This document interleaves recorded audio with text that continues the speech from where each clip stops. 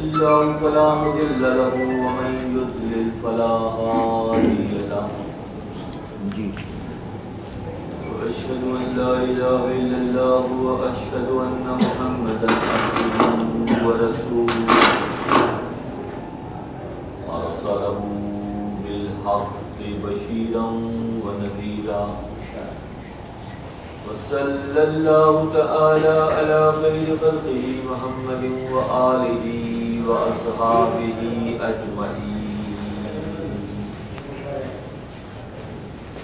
يا أيها الذين آمنوا اتقوا الله حق تقاته ولا تموتن إلا وأنتم مسلمون يا أيها الذين آمنوا اتقوا الله وقولوا قولا سديدا يصلح لكم أعمالكم ويغفر لكم ذنوبكم ومن يطع الله ورسوله فقد فاز فوزا عظيما إن الله وملائكته يصلون على النبي يا أيها الذين آمنوا صلوا عليه وسلموا تسليما اللهم صل على سيدنا ونبينا ومولانا محمد وعلى آله وأصحابه أجمعين قال الله تعالى ألا إن أولياء الله لا خوف عليهم ولا هم يحزنون قال رسول الله صلى الله عليه وسلم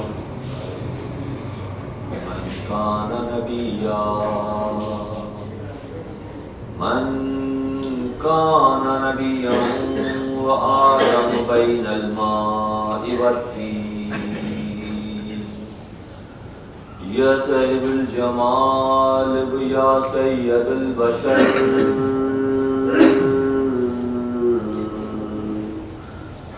من وجهك المنير لقد نبر القمر وأحسن الثناء كما كان حقه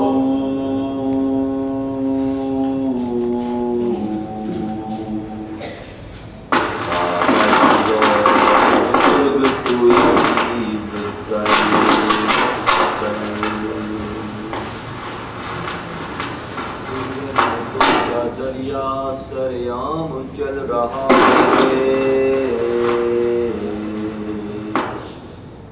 مجھے بھیک مل رہی ہے میرا کام چل رہا ہے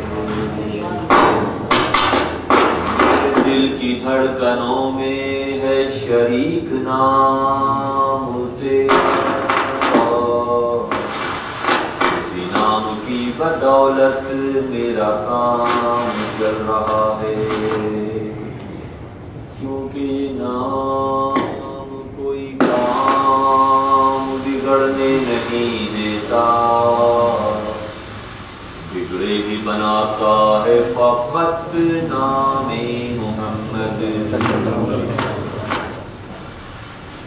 ظاہرو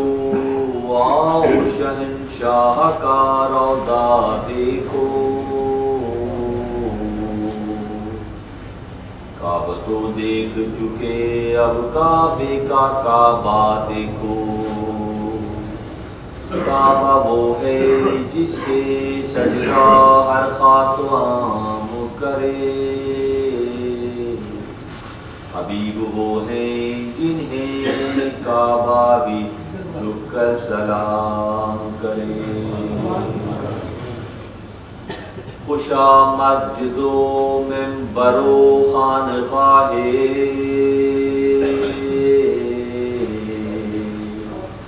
کہ دروے بود قیل و قول محمد انتہائی واجب الاحترام حضرت الحاج خواجہ مودود صاحب دام اللہ برکاتہ انتہائی واجب احترام محترم جمال صاحب برادران سلسلہ و اہل علم دوست ساتھیوں، اللہ تعالیٰ کا بے حد شکر احسان ہے کہ ہمارے مرکز خانقاہ نظامیہ گلزار سعیدیہ پر درس طریقت کے عنوان کے تحت شب جمعہ کی آج یہ 23ویں نشست ہے۔ یہ ہمارے شیخ حضرت قبلہ شاہ شفیع احمد فاروقی جامع دوران ساکن مدینہ منورہ کا تصارف ہے۔ جیسا قبلہ نے ہم آویوں ہم آسیوں کی آخرت کے سنورنے کے اسباب اس انداز میں یہاں ہمیں مہیا کیے کہ ہم شب جمعہ کی فضیلت کا اہتمام کرنے کے لیے، اعتراف کرنے کے لیے دور دراز مقامات سے احباب یہاں اس انداز میں جمع ہو رہے ہیں، اور یہ بلا شبہ اس دور میں، اس فروغ کے دور میں، اس ذات پرستی کے دور میں، اس روا روی کے دور میں یہ اللہ کے انعاموں میں سے ایک انعام ہے۔ کچھ دیوانے بہرحال ہوتے ہیں جو اپنی دینی ذمہ داری کو محسوس کرتے ہوئے اور فروغ سلسلہ و فروغ خانقاہیت کے حوالے سے یہاں اس انداز میں جمع ہو رہے ہیں۔ گزشتہ نشست میں ہم نے بابا صاحب حضرت فرید الدین مسعود گنج شکر رحمۃ اللہ علیہ کے ذات پاک کو موضوع بناتے ہوئے گفتگو کا سلسلہ شروع کیا تھا، اور کیونکہ بابا صاحب کے مناقب اور بابا کی حیات، آپ کے مجاہدات اور آپ کے چشتیہ سلسلے میں قدر و منزلت کی اہمیت کو محسوس کرتے ہوئے پھر ہم نے یہ ذہن بنایا کہ اس نشست کو 2 حصوں میں تقسیم کر دیا جائے۔ پہلے مرحلے میں بابا صاحب کی مجاہدات، آپ کے شیخ سے اپنے تعلق، کشف و کرامات کی حد تک اس کا بیان کیا گیا۔ آج کی نشست میں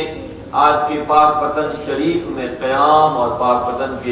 کے ماحول کو اللہ کے اس دوست نے کس انداز میں منور کیا، اس پر گفتگو جو ہے وہ کر دی جاتی ہے۔ سلوک میں مجاہدوں اور سفر کا ایک خاص انداز بابا صاحب نے اختیار کیا۔ مسلسل حالت سفر میں رہے، کہاں دہلی ہے، پھر ہانسی ہے، پھر پاک پتن اجودن ہے، پاک پتن شریف ہے، خود کراچی میں بابا صاحب کی چلہ گاہ جو ہے منگو پیر کے علاقے میں بہت خوبصورت ایک عمارت تعمیر ہے جہاں بابا صاحب نے چلہ کیا۔ اس کے علاوہ جب گزشتہ اپریل میں بنگلہ دیش کے دورے پر تھا تو وہاں بھی نشاندہی کی گئی کہ بابا صاحب رحمۃ اللہ علیہ وہاں تک کا انہوں نے سفر کیا۔ یہ سفر وسیلہ ظفر کے مترادف ہے یہ بات کہ جیسے جیسے اللہ کے دوست اپنے دائرہ بشریت کے دور میں اللہ کی پہچان کے حوالے سے اپنے آپ کو وقف کر دیتے ہیں تو جہاں جہاں ان کے قدم جاتے ہیں ماحول منور ہو جاتا ہے۔ جہاں جہاں ان قدم جاتے ہیں اللہ کی مخلوق میں اللہ کی پہچان کا جذبہ پیدا ہو جاتا ہے۔ بالکل اسی طرح سے ہے نا کہ اللہ کا معاملہ یہ ہے، حضرت موسیٰ کلیم اللہ کو جب اللہ نے یہ حکم دیا کہ جاؤ جا کر ہمارے دوست سے ملو تو توشیدان میں مچھلی جو ہے وہ تل کر رکھ لی گئی۔ علامت یہ بتائی گئی کہ جب ہمارے دوست کا علاقہ شروع ہوگا تو وہاں مچھلی جو ہے وہ زندہ ہو جائے گی، تلی ہوئی مچھلی زندہ ہو جائے گی۔ مجمل بحرین کے قریب جب حضرت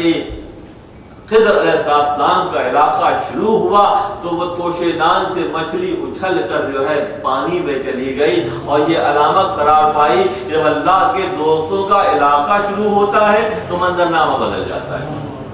اللہ کے دوستوں کی ریاضتوں اور مجاہدوں کے نتیجے میں ان میں ایسا وصف پیدا ہو جاتا ہے کہ پھر ہوتا یہ ہے کہ مردہ مچھلیاں ہی نہ صرف زندہ ہوتی ہیں، مردہ اجسام بھی زندہ ہو جاتے ہیں، مردہ روحوں میں بالغی پیدا ہو جاتی ہے۔ یہ اللہ کے دوستوں کا خاص انداز ہے۔ بابا صاحب رحمۃ اللہ علیہ نے بہت طویل مجاہدوں اور ریاضتوں کا دور گزارا، اور مومنانہ شان بھی یہی ہے کیونکہ مومن جو ہے دنیا میں اس طرح اپنے آپ کو رکھتا ہے جیسے پرندہ پنجرے میں ہوتا ہے، دنیا میں دل نہیں لگاتا ہے مومن، اور اس کی وجہ سے وہ حالت سفر میں صرف اس لیے رہتا ہے کہ کسی مقام پر مقام کی محبت دل میں نہ پیدا ہو جائے۔ تو حالت سفر میں رہنے کا ایک اور زاویہ یہ ہے کہ کہیں بھی گھر بار بنا کر بیٹھنے کا مقصد ہے کہ وہاں کے حالات و واقعات سے بن جائیں گے، تو بہتر ہے کہ اس حیات کے 60-65 سال کو سفر میں گزار دیا جائے اور اللہ کی مخلوق کو اللہ سے ملانے کا فریضہ جو اللہ کی جانب سے ان کے کندھوں پر اس کو نبھایا جائے، گھر کی محبت دل میں نہ پیدا ہو جائے۔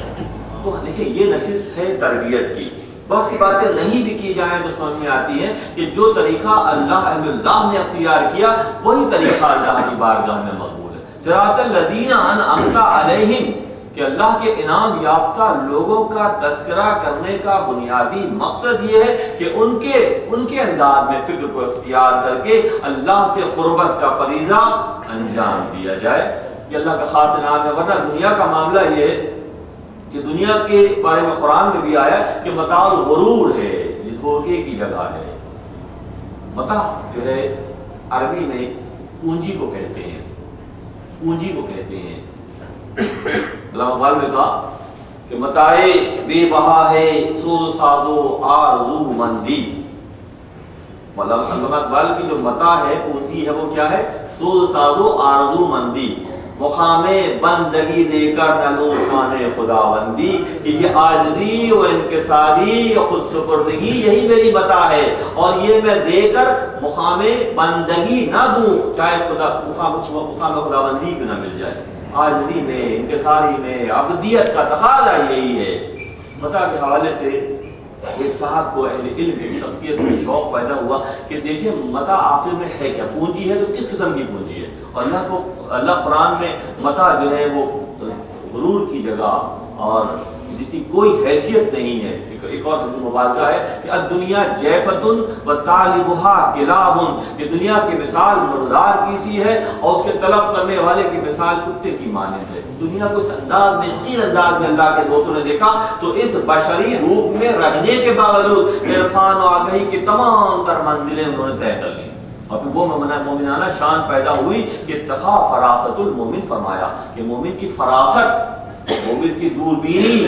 دور اندیشی، اس کی فکر کو کیا کا معاملہ کیا ہے کہ اتخا فراست المومن، کہ مومن کی فراست سے ڈرو کہ ینظر بنور اللہ، پھر وہ اللہ کے نور سے دیکھنا شروع کر دیتا ہے۔ اس کی نظر کا معاملہ یہ ہوتا ہے کہ پھر پردے ہٹ جاتے ہیں، راستے سمٹ جاتے ہیں۔ اور متاع کی تشریح کے لیے ایک صاحب کو شوق پیدا ہوا کہ دیکھیں آخر متاع ہوتا کیا ہے۔